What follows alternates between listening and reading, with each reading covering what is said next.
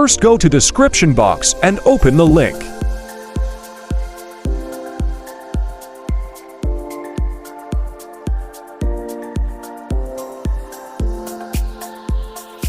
The link will take you to this page. Now you have to double-click on the video. Then the video will open on TikTok application. So here you can see the CapCut logo. Click on CapCut logo button. Then here is the template. Click on Use Template in CapCut.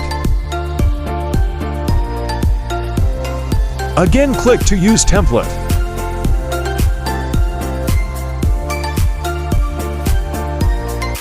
Select your photo. Your video is ready.